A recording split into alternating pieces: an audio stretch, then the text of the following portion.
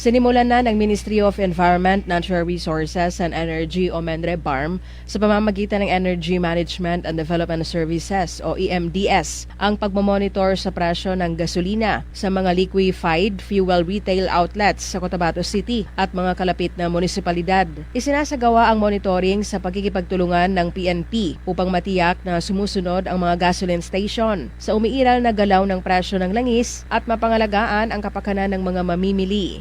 Bukod sa pagtatala ng retail price ng mga produktong petrolyo, nagsasagawa rin ang monitoring team ng random na verifikasyon sa calibration ng dispensing pumps upang matiyak na tama ang dami ng gasolina na natatanggap ng mga consumer batay sa halagang kanilang binabayaran. Ayon sa MENRE-BARM, bahagi ito ng kanilang pangangasiwa sa downstream oil and gas industry sa Bangsamoro Region. Suporta rin ito sa nationwide fuel price monitoring ng Department of Energy o DOE na naglalayong itaguyod ang transparency, patas na kompetisyon at proteksyon sa mga consumer. Isinasagawa rin ang monitoring sa gitna ng umiiral na tensyon at sigalot sa Middle East, isang pangunahing rehiyon na nagpuproduce ng langis at may malaking impluensya sa pandaigdigang presyo ng krudo na nakakaapekto rin sa presyo ng gasolina sa Pilipinas. Ang regulasyon at monitoring sa downstream oil industry sa BARM ay isinasagawa sa pamamagitan ng magkasanib na pangangasiwa ng MENRE at DOE, alinsunod sa mga pambansang batas at otoridad sa rehiyon.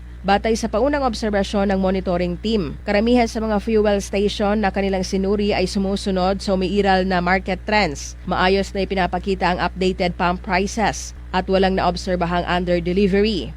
Rufa Mocalid, NDBC, Bida Balita.